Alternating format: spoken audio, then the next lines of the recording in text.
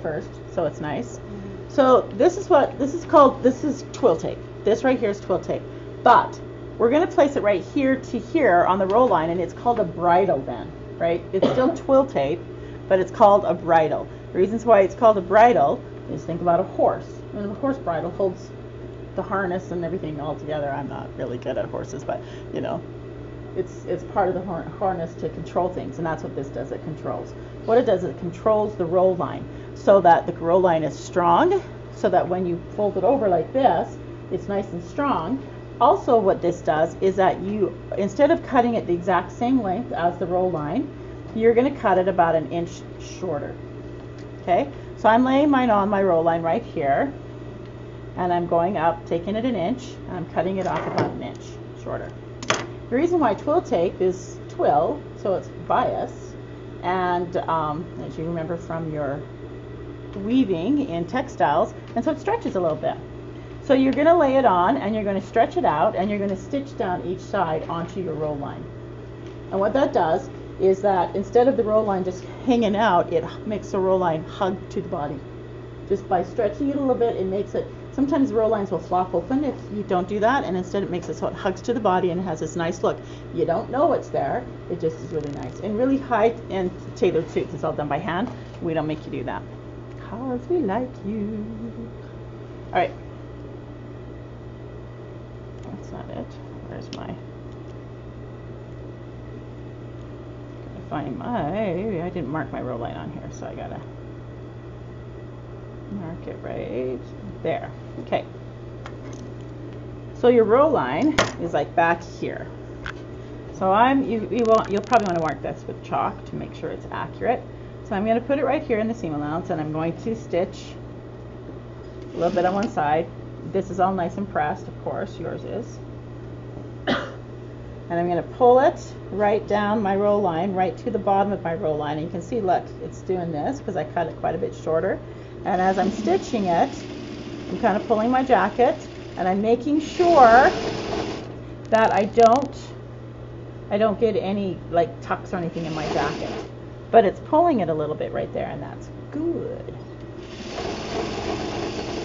So look how much bigger, shorter it was for my jacket, and without making any tucks or anything in the jacket, it just kind of is slightly gathered. And then we're going to do that again on the other side. I'm going to stitch it in place, and I used to make you do some hand, I used to make you do some, pad stitching right here as well, but I'm not going to. I always pad stitch my entire collar and my entire lapel because I love pad stitching. But then you go and you iron it, and when you press that down a little bit and you steam it just a little bit, what happens is that it now makes it go like this. And look, it hugs to the body quite nicely.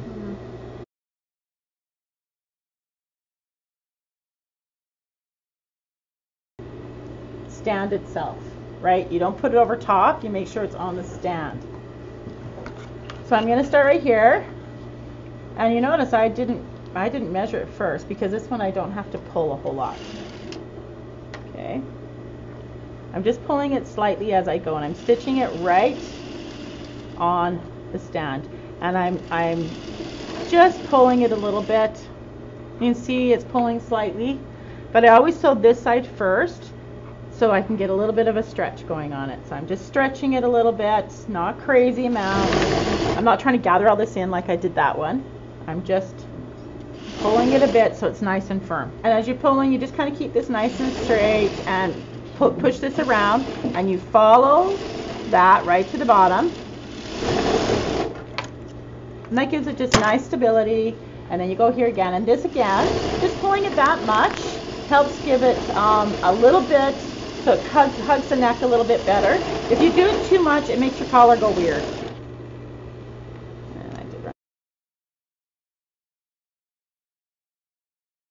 Alrighty, here we go.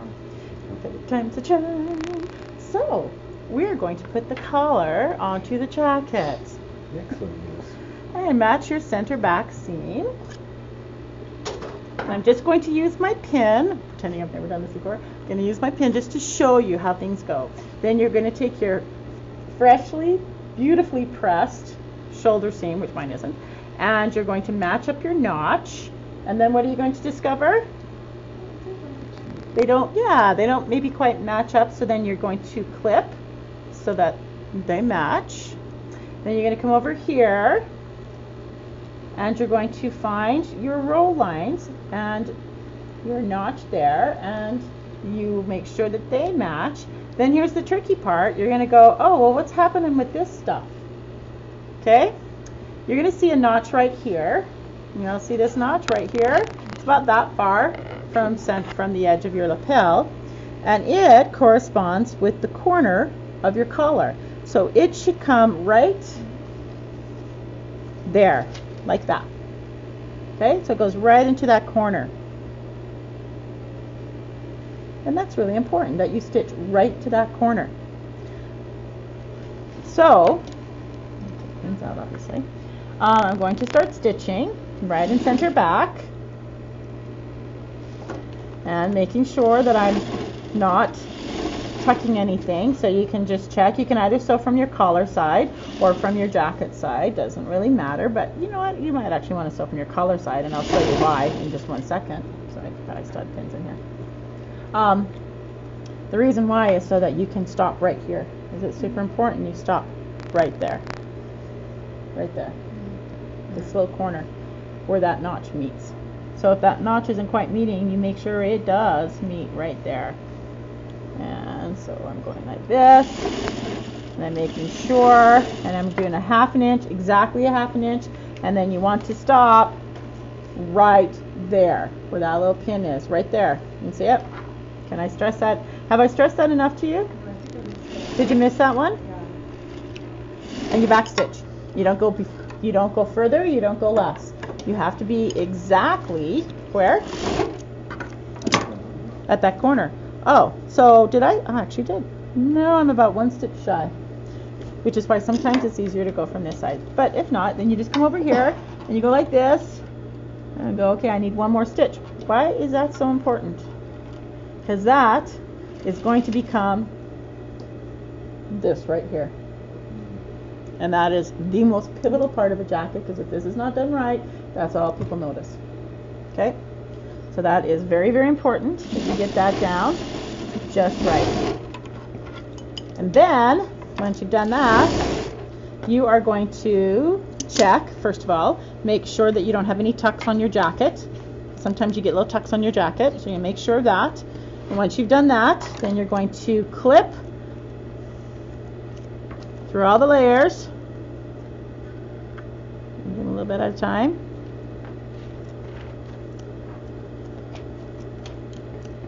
And you're going to go and press it open and flat.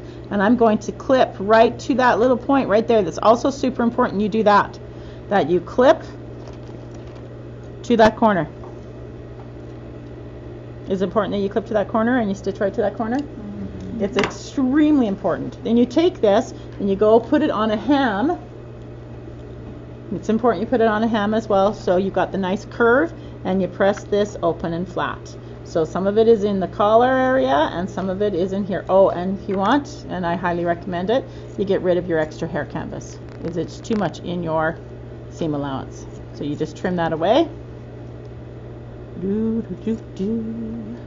My brother does a magic act that he sings do do do do do do do do the whole time, and when I tailor, I often have that in my head, because I think tailoring is a magic act.